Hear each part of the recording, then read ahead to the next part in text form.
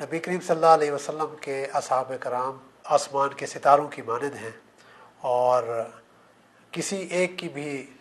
اس کو فالو کرنا گویا کہ روشنی پا لینے کے مترادف ہے۔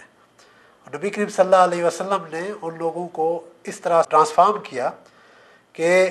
وہ جاہلیت کے اندھیروں سے نکل کے وہ روشنی کے مینارے بن گئے۔ ان کی سابقہ زندگیوں کو دیکھیں تو انسان کو گمان بھی نہیں ہوتا کہ یہ اتنے پاکیزہ لوگ جو پہلے ان کی زندگیاں کیسے تھیں اور ابھی ان کی زندگیاں کیسے ہو گئیں۔ آج میں آپ کے سامنے حضور پاک صلی اللہ علیہ وسلم کے ایک جلیل القدر صحابی حضرت مرثد بن ابی مرثد کا واقعہ لے کے آیا ہوں۔ حضرت مرثد بن ابی مرثد نبی کریم صلی اللہ علیہ وسلم کے بہت ہی پرخلوص اور توانا صحابی تھے، جوان تھے، طاقتور تھے اور جنگجو بھی تھے، اور مکہ مکرمہ کے اندر اس کی ہر گلی سے واقف تھے۔ نبی کریم صلی اللہ علیہ وسلم نے ان کو ہجرت کا حکم دیا تو ہجرت کر کے چلے گئے مدینہ منورہ کے اندر۔ نبی کریم صلی اللہ علیہ وسلم بھی مدینہ منورہ ہجرت کر کے تشریف لے گئے، تو اس عرصے کے اندر جو مکہ مکرمہ کے اندر مظلوم، مقہور، مجبور مسلمان مکہ والوں کی، مشرکین مکہ کی قید میں تھے،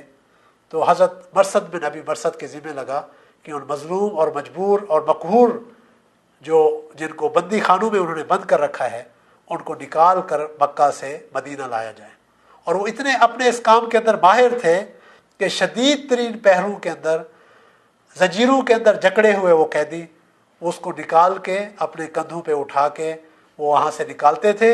اور پھر سواریوں پہ بٹھا کے مدینہ منورہ لے کے آتے تھے، اور بڑے وہ مشہور ہو گئے۔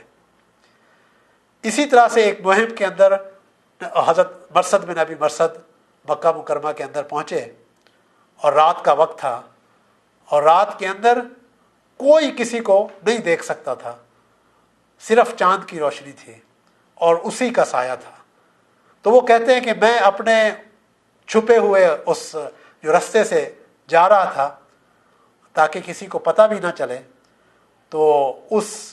رستے کے اندر مجھے کسی نے میرے سائے سے پہچانا اور مجھے اس نے پکارا، او مرثد۔ اصل میں یہ ایک خاتون تھی جس کا کردار کوئی اتنا اچھا نہیں تھا، اور اس کا تعلق اسلام لانے سے پہلے حضرت مرثد بن ابی مرثد کے ساتھ بھی تھا۔ آپ کو پتہ ہے کہ جب انسان کفر کے عالم میں اگر کوئی گناہ کرتا ہے، جب وہ اسلام لاتا ہے تو اس کے گناہ بھی اس کی نیکیوں میں بدل جاتے ہیں۔ اس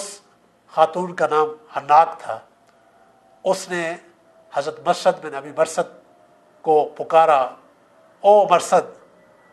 تم مکہ میں پھر آ گئے قیدیوں کو چھڑانے؟ تو حضرت مرثد بن ابی مرثد نے اس کو کہا کہ خاموش ہو جاؤ۔ اس نے کہا نہیں، تم رات میرے ساتھ گزارو تو میں خاموش رہوں گی، ورنہ میں اس وقت شور مچا کے مشرکین مکہ کے ہاتھوں پکڑوا دوں گی، اور تمہیں معلوم ہونا چاہیے کہ وہ تمہارے خون کے کتنے پیاسے ہیں۔ اب ایک لمحے کو روک کے ٹھہر کے سوچئے، اتنی بڑی ذمہ داری ہے، اور اس ذمہ داری کا بوجھ بھی ہے، اور پکڑے جانے کا اور جان کا بھی۔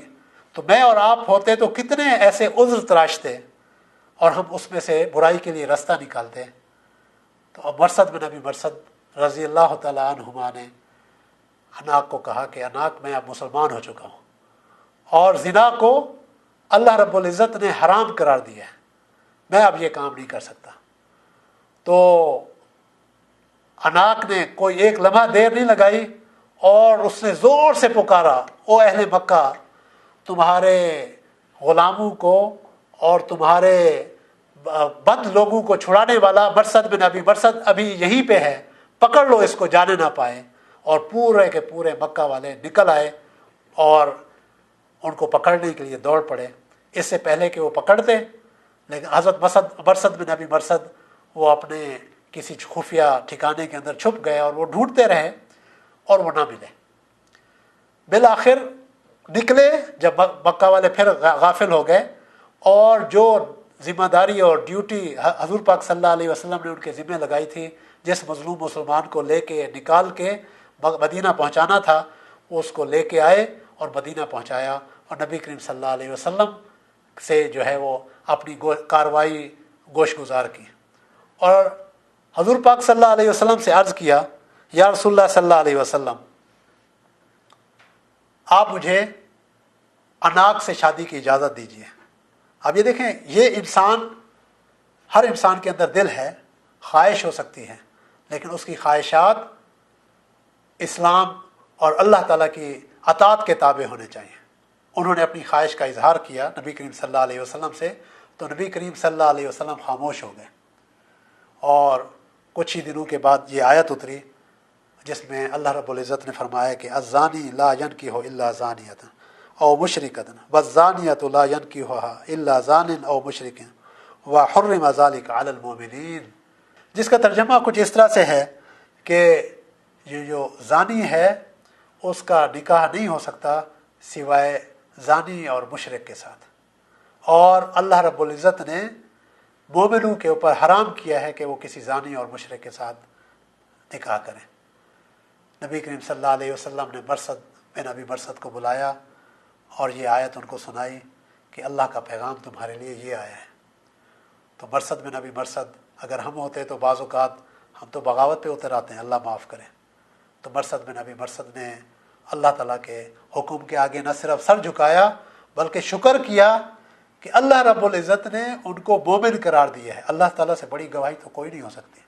تو میرے محترم دوستوں اور بھائیوں، فتنوں کے اس دور کے اندر یہ نوجوانوں کے لیے بڑا اہم سبق ہے کہ جب فتنہ سر چڑھ کے بول رہا ہو اور شیطان چھوٹے چھوٹے دروازوں سے نکل کے آ رہے ہو اور شکل بدل کے آ رہا ہو اور بڑی لالچ دے کے اور بڑے دلائل کے ساتھ آپ کو گمراہ کرنے کی کوشش کرے، تو مرثد کو یاد کیجئے اور ان برائیوں سے بچ جائیے۔ سبحان ربک رب العزت عما یصفون وسلام علی المرسلین والحمد للہ۔